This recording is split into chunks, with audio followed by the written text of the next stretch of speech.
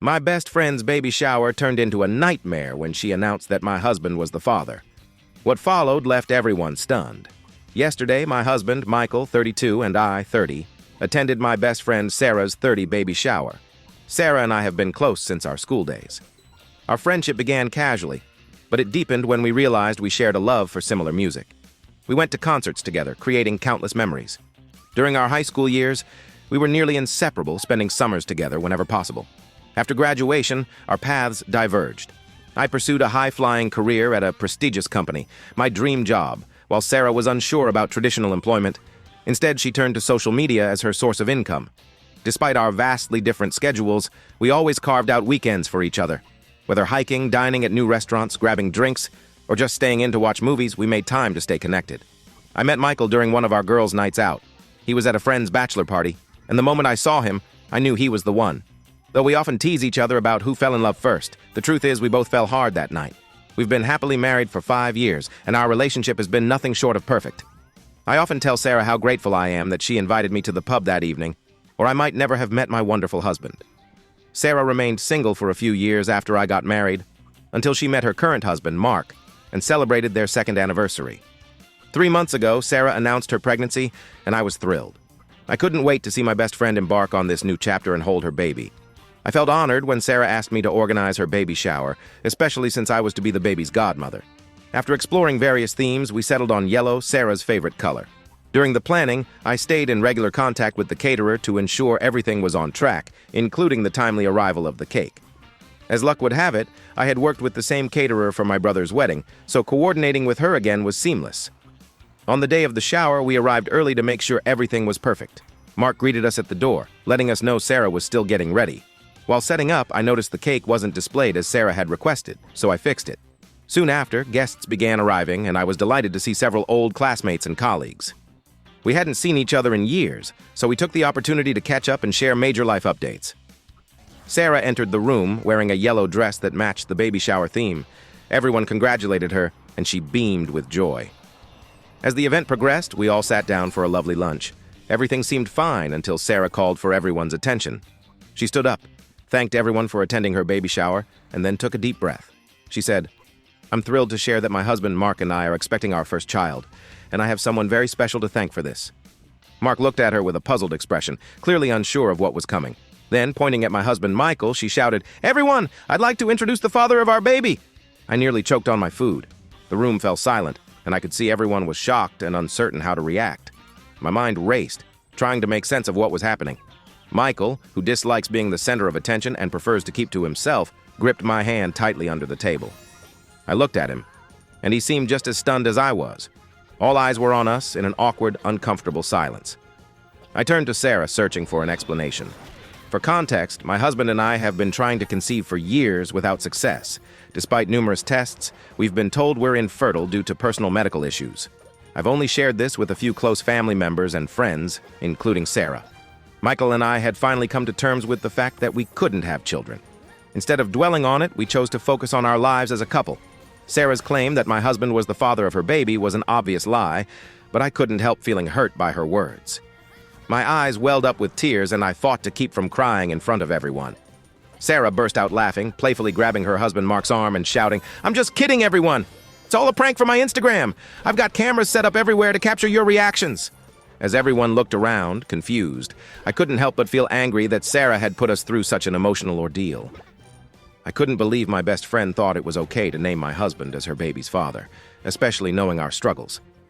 I glanced at Michael, and his face had gone pale. He was still holding my hand, and I could feel his embarrassment.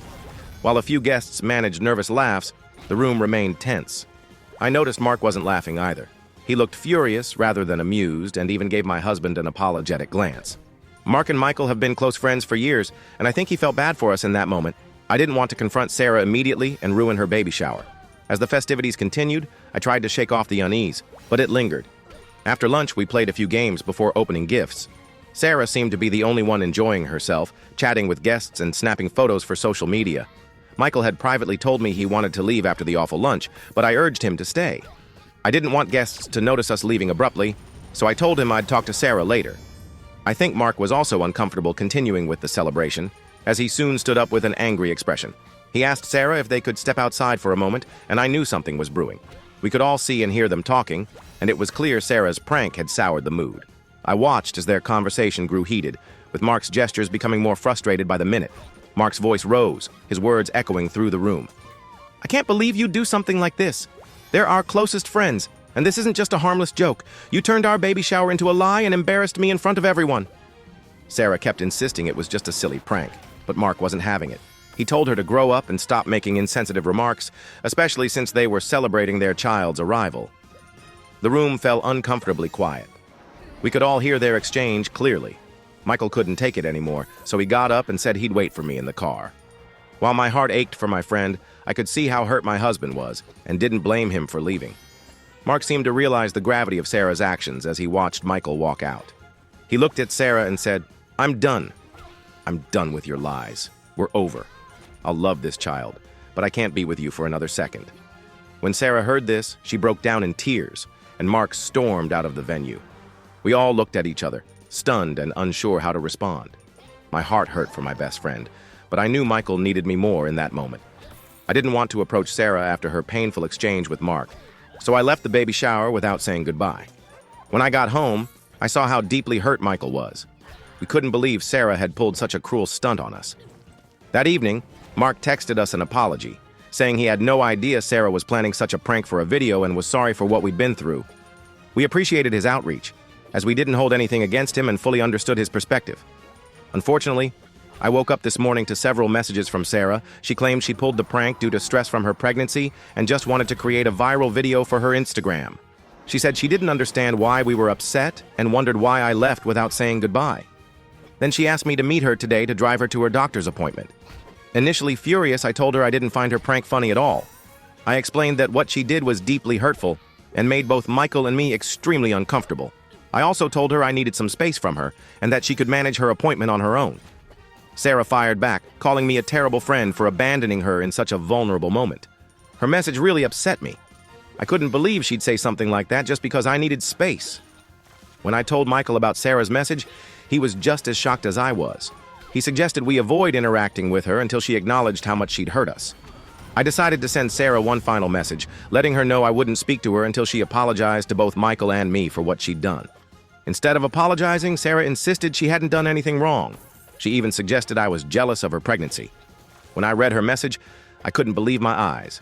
This woman, my best friend for over a decade, thought I was envious of her, despite the fact that I'd gone all out to help plan her baby shower. Sarah promised not to post the prank video, but insisted I put my feelings aside and support her during this tough time. She said Mark hadn't come home the previous night and that she needed me more than ever. As someone who avoids confrontation, I found myself in tears after reading her hurtful messages. Realizing I couldn't continue these conversations, I made the difficult decision to block her without responding further. Now I'm torn. Part of me feels guilty for not being there for my lifelong best friend, but another part of me is relieved and even grateful that her husband left. A week later, I learned Sarah isn't usually a prankster, making her stunt shocking. Mark is pursuing a divorce and ignoring Sarah's pleas to reconcile. She accused him of cheating with me, which is absurd. Sarah sent Michael a letter insulting him and our marriage. Furious, I canceled the baby registry I'd managed for her and refused to pay the remaining catering bill. The caterer confirmed Sarah was responsible for it. I'm done with her toxic behavior and want to move on. Sarah emailed me, calling me cheap and arrogant, claiming she used me for years and insulting my appearance and marriage. Michael and I have supported her endlessly, even helping her parents financially. We showed the email to Mark, who shared similar texts from Sarah. He's working with a divorce lawyer and documenting her behavior. Some suggest Sarah may have neurological issues, but her past anxiety doesn't excuse her actions. We'll inform her parents, but I'm done engaging with her. Michael and I are focusing on our happiness, currently enjoying a break in the Maldives. Mark and Sarah are divorced. Despite her efforts, Sarah lost the case, but agreed to co-parent. She moved in with her parents, unable to support herself. Mutual friends distanced themselves after the shower. Mark supports their daughter, while Sarah blames me for her troubles. Medical tests show she's healthy, so her behavior has no excuse. Michael and I are thriving, enjoying our marriage and weekly dates. To those struggling with infertility, trust life's path. There are many ways to find joy. We're content together and moving forward. Thank you for watching my story. If you enjoyed it, please subscribe and stay tuned for more real-life experiences.